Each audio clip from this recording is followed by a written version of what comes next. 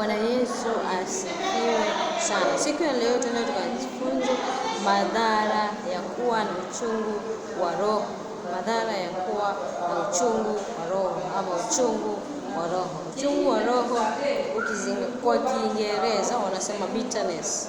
Bitterness ni hali ya moyoni ambapo mtu anabeba kinyongo, hasira ya muda mrefu na kutokusamehe baada ya kuumizwa au kukatishwa tamaa. Unashindwa kusamehe ama hasira ya muda mrefu. Kama unashindwa mtu aliyekukatisha tamaa, unakuwa na uchungu na yeye. Lakini Biblia inatufundisha na tutaangalia vitu kadhaa ambavyo Mungu ameviangazia.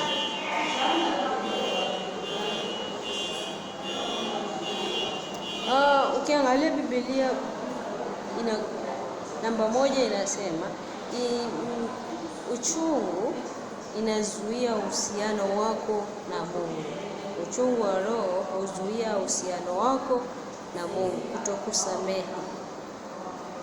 Kutokusamehe. Uchungu wa roho mara nyingi unazaa kutokusamehe. Biblia iko wazi kabisa kwamba usipoweza kusamehe mwingine, unaingia mlango wa kusamehewa na Mungu. Unajifungia mlango wa kusamehewa na Mungu. Usiposamehe mwenzako, usiposamehe ndugu yako, usiposamehe aliyekukosea, itakufanya naye Mungu ashindwe kukusamehe. Utajifungia mwenyewe mlango mwenyewe, kwa Mungu atashindwa kukusamehe na wewe. Mathayo 6 mlango 15. Lakini msipowasamehe watu makosa yao, wala Baba yenu hata wasamehe ninyi makosa yenu. Kwa hivyo ni lazima umsamehe mtu aliyekukosea. Kuna watu ambao wamekosewa na wazazi wao, wanalaumu wazazi wao, na kumbuka kwa baba na mama ndipo mahali ambapo tunapata heri na baraka nyingi. Na tusipowaheshimu wazazi wetu na tukiwa na uchungu au kuwa na hasira na wazazi wetu, hapo ndipo mahali tunabebea uchungu na kutokusamehe.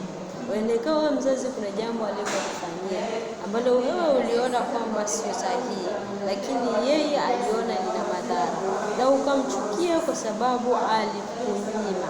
Kwa mfano, mzazi huenda ikawa alikuwa akikunyima kurudi nyumbani kuchelewa, lakini wewe ukaona kwamba ni haki yako, maana mahali umefikia ni wewe unataka ujienjoy na wenzako. Kitu ya pili, mzazi huenda alikuwa akikunyima kuwa na marafiki, lakini kwa sababu rafiki huyu ulikuwa unampenda zaidi, ukajiwekea moyoni mwako ukasema, siwezi kataa kufanya. Mamangu ni mbaya, ananinyima kuwa na rafiki na fulani, lakini simpendi mamangu. Au hata kama haukuitamka, lakini moyoni mwako uliweka uchungu na kutokusamehe. Tafakari maisha yako na wazazi wako. Uliishi vipi na wazazi wako hata ukabeba uchungu au kutokusamehe? Kitabu cha Mathayo 6 mlango wa 15 inasema, lakini msipowasamehe watu makosa yao, wala Baba yenu hata wasamehe ninyi makosa yenu. Namba 2, inanajisi na kuharibu wengine. Uchungu unanajisi na kuharibu wengine, inaambukiza. Uchungu sio kitu kinachobaki ndani yako pekee.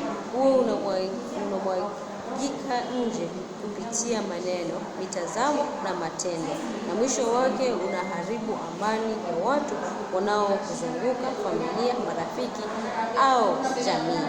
Jambo hili ni kweli na ni haki, kwa sababu unapokuwa na uchungu na mtu na kutokumsamehe, utatamani hata yule ambaye ako karibu na yeye aweze kumchukia, na hivyo utaweza kuleta maneno ya fitina kwake ili mtu huyu aweze kuchukiwa na jamii.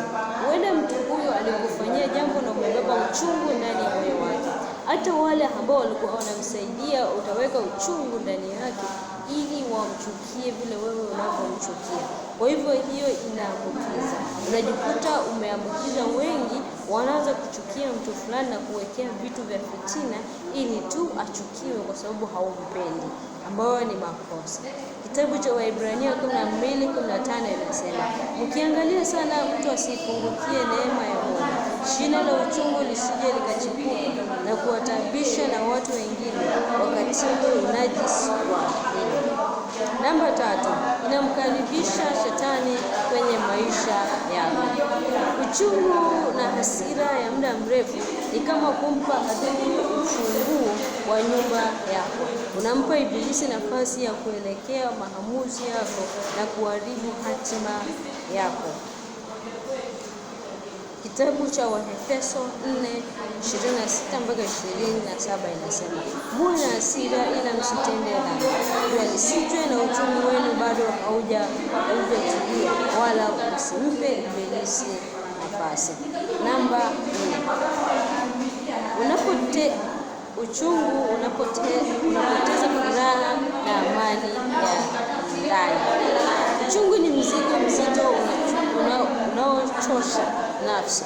Huwezi kuwa na furaha ya Bwana au amani inayopita fahamu zote ikiwa moyo wako umejaa kinyongo.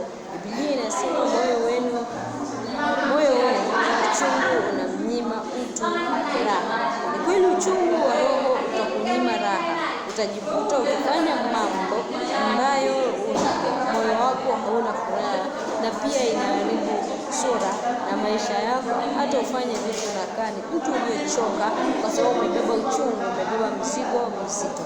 Mwili wako umechoka na nafsi yako imechoka, na utaonekana ni mtu ambaye unakaa umezeeka, lakini kumbe wewe bado ni mdogo.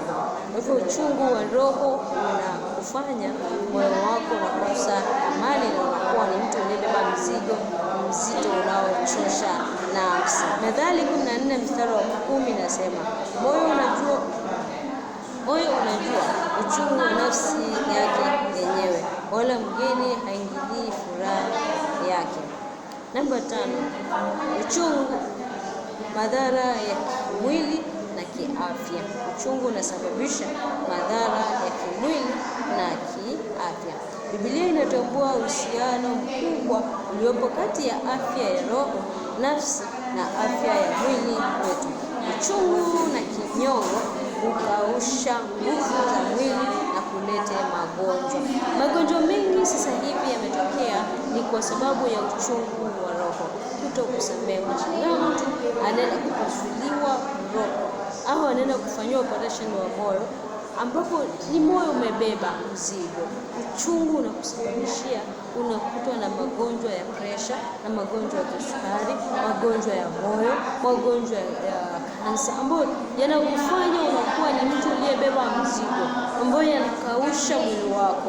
Kwa hivyo uchungu wa moyo ni mbaya. Ni heri usamehe na ujipe amani wewe mwenyewe, usiangalie mtu yoyote. Uchungu wa roho ni hasara, na uchungu wa roho ni mbaya sana. Kitabu cha Methali 17:22, moyo uliochangamka ni dawa nzuri, bali roho iliyopondeka hufanya mifupa kukauka. Utashangaa unakuwa ni mtu wa magonjwa yasiyo na tiba, magonjwa ya mara kwa mara. Wiki hii ulikuwa mgonjwa, wiki ijayo umekuwa mgonjwa, wiki ijayo umekuwa mgonjwa, mwezi ujao umekuwa mgonjwa. Si wewe, ni uchungu. Samehe, achia, usiweke kinyongo, achia ipite, acha iende, jipe raha mwenyewe. Tunaambiwa moyo uliochangamka. Eka moyo wako uwe ni moyo uliochangamka, usiweke kinyongo chochote. Hata kama mtu alikutendea jambo gani, samehe. Acha kusema eti siwezi kumsamehe alivyonitendea, hatakusaidia, itakuumiza wewe mwenyewe. Hata kama alikutendea jambo kubwa kiasi gani, msamehe, acha ipite, ili moyo wako uwe na furaha na wewe mwenyewe uwe na amani. Jinsi ya kushinda uchungu wa kiroho. Kipindi kingine tutaweza kujifunza jinsi ya kushinda uchungu wa roho. Maana neno la Mungu halituachii kwenye madhara tu, inatupa na suluhisho ya jinsi ya kutoka kwenye kifungo hicho. Lakini nitakuacha na kitabu hiki cha Waefeso 4:31 mpaka 32, inasema uchungu wote na ghadhabu na hasira na kelele na matusi yaondoke kwenu, pamoja na kila namna ya ubaya. Tena hiweni wafadhili ninyi kwa ninyi, wenye mioyo ya huruma, mkasameheane kama na Mungu katika Kristo alivyowasamehe ninyi. Kubali kuachia, kubali kusamehe. Kumsamehe si hisia au uamuzi wa kutolipa ubaya kwa ubaya, na kumwachia Mungu hukumu kwa haki. Omba neema ya Mungu. Wakati mwingine maumivu yanakuwa makubwa sana kiasi kwamba hauwezi kusamehe kwa nguvu zako mwenyewe. Ombe Roho Mtakatifu aponye moyo wako na kukupa moyo mpya wa nyama badala ya ule wa jiwe.